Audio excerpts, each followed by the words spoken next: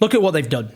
As I speak, and as you listen, the Israeli state is perpetrating some of the worst atrocities of the 21st century in an onslaught against Gaza, being tried as an alleged genocide at the International Court of Justice, which has ruled it to be a plausible genocide and issued several provisional orders for Israel to follow in order to prevent genocide, all of which have been brazenly flouted by Israel.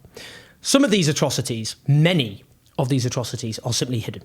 We are relying on the incredible work of the surviving Palestinian journalists of Gaza, the lions of the World Press Pack. But Israel is responsible for the biggest killing of journalists ever recorded in any conflict. And the remaining courageous journalists have to battle near impossible conditions to report what they can. Foreign journalists have been banned from entering Gaza for a straightforward reason. As the Sky News special correspondent Alex Crawford put it in December, international journalists have been deliberately blocked from entering Gaza by primarily Israel, who doesn't want them seeing the war crimes. As the Foreign Press Association said in a statement this week, the barring of independent press access to a war zone for this long is unprecedented for Israel. It raises questions about what Israel does not want international journalists to see. Well, indeed. Now, so-called Israel Defense Forces have withdrawn from Khan Younis, a city with a pre-war population of around 400,000. It has been absolutely devastated, destroyed.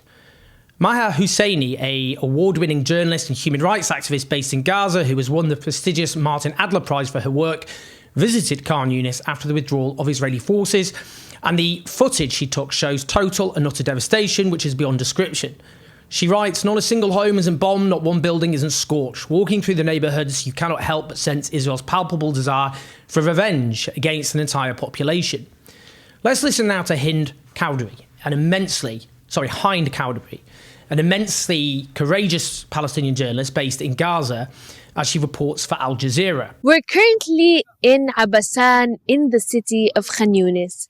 The destruction is massive. We have been talking to people and we have been going to them, with them, to their houses. They're saying that there is nothing left. And as you see, the streets are completely demolished. The infrastructure have been severely damaged, and everyone is telling us they do not recognize their houses, they do not recognize their areas where these neighborhoods have been completely bombed and like flattened to the ground. The people and the residents of Khan Younis are all very frustrated. They're all very depressed from the amount of destruction in their city. They're saying that they can't go back to their houses because there's simply no houses. If the house was not bombed, it's burned. If it's not burned, it's partially damaged. And despite the Israelis' withdrawal from this area, they're still homeless and displaced. Now, Israeli leaders and officials and media outlets made extremely clear from the start that they intended to impose collective punishment on the Palestinian people and to make Gaza uninhabitable, that Palestinians would be forced to leave or they would die. They've stuck to their word. What Israel has unleashed against Khan Younis is indicative of a genocidal campaign. The level of destruction unleashed against a civilian population, civilian infrastructure has few precedents.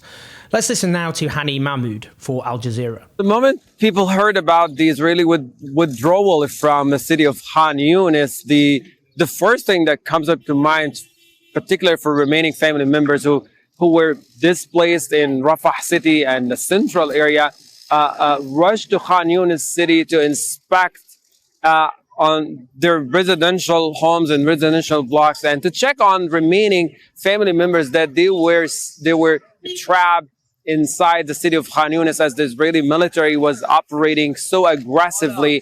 We're looking at more than 90% of the city have been destroyed completely. Utter devastation of not only the residential homes, but also the public facilities, the infrastructure, the roads.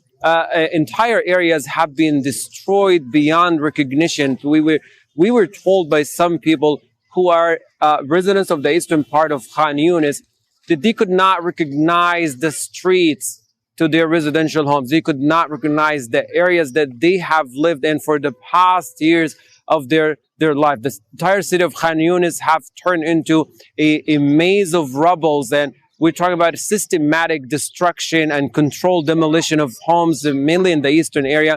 But more of it, of the public facilities, the infrastructure in central Khan Younis at the vicinity of Nasser Hospital, all the way to the western part near the evacuation zone. People 90% of the city destroyed, as he says, as well as public facilities, infrastructure, roads. Note that the mass destruction of roads, by the way, is one of the many reasons people are starving to death in Gaza, because clearly that imposes formidable obstacles, quite literally, to getting aid to those who so desperately need it.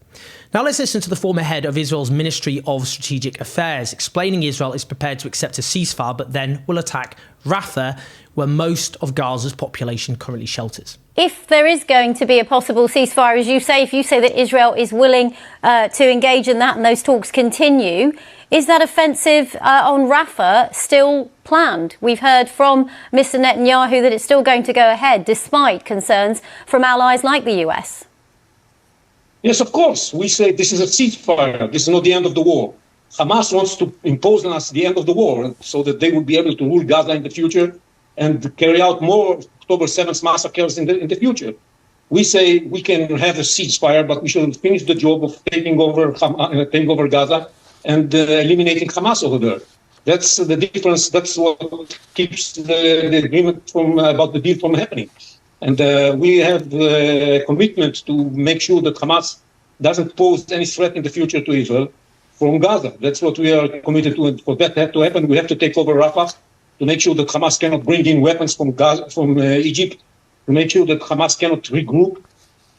There is a lot of concern, though, that this assault on Rafah could destabilise the situation even further, and there's real concern about civilians in that area. No, we have prepared. We have prepared, and we are preparing more space for civilians to find safer places north of Rafah. We left Khan Younis so that people can come back to Khan Younis. And we are not going to enter Rafah before we take care of the civilian population and make sure that they are in safer places. So firstly, we can be assured that Rafah will face the sort of total destruction that Khan Younis has already endured. And while I speak, we'll show aerial footage from the city of Beit Hunan in northern Gaza Strip to just underline how comprehensively they've destroyed Gaza throughout. Now, he listen to what he just said. He said that the 1.3 million or so people in Rafah, around half of whom are kids, can simply go to Khan Younis. Well, you've just seen, haven't you, what happened to Khan Younis? 90% of it destroyed, just a load of rubble. What on earth are 1.3 million people going to do there? Do you know what's even more absurd? According to the Israeli media outlet Ynet, after spending months wiping Khan Younis out, slaughtering so many innocent civilians, as soon as the IDF withdrew, Hamas regained control, because they cannot defeat Hamas by military means. You cannot defeat an idea. If you unleash barbarism of the unimaginable sort that Israel has unleashed, then you will constantly replenish the ranks of Hamas and indeed other groups.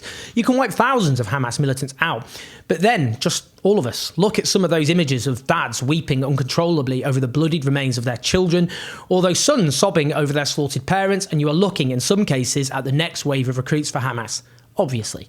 The truth is, we are only aware of a fraction of the horrors that Israel has unleashed. Now, the official death toll is an underestimate, not inflated as apologists for Israel claim. As I'll keep saying, the official figures have been validated in previous Israeli onslaughts by both Israel and the United Nations. In the current horror, international agencies confirm the veracity of the figures. The likes of the medical journal Lancet have made it clear these figures are entirely credible and indeed likely conservative, while US officials have done the same. Privately, we know from leaks, so have Israeli officials as well. For example, to the brilliant Israeli Palestinian magazine Plus 972 magazine. Now, there's a few reasons why it's an underestimate. Bear in mind that the level of destruction is such that not all killings are reported. For example, when entire groups of people, a family is wiped out together and there's no one there to report their deaths. Indeed, the health system in Gaza has been obliterated, which makes reporting deaths extremely difficult. We've seen atrocities, terrible crimes committed by Israel, when you see unarmed civilians being killed and then buried. Those figures, those bodies not reported, those lives not reported. But crucially, those buried under the rubble are excluded from the official statistics. This is important. The latest estimate of the Civil Defence Service in Gaza is that there were 20,000 Palestinians, 20,000 buried under rubble. 20,000. That may well prove to be an underestimate itself, based on what we know, for example, from terrible earthquakes. That brings the violent death toll to approaching 55,000 Palestinians from a pre-war population of around 2.2 million. And we're not including there, for example, those dying of health conditions because of the destruction of the healthcare system in Gaza, which is essentially destroyed. And this is the context. The British Foreign Secretary David Cameron says that Britain will continue selling arms to Israel while suppressing legal advice to the government, which a senior Tory MP has said makes clear Israel is violating international humanitarian law. Some of the worst crimes of our time. We can't become numb to them. We can't normalise them. We can't just move on.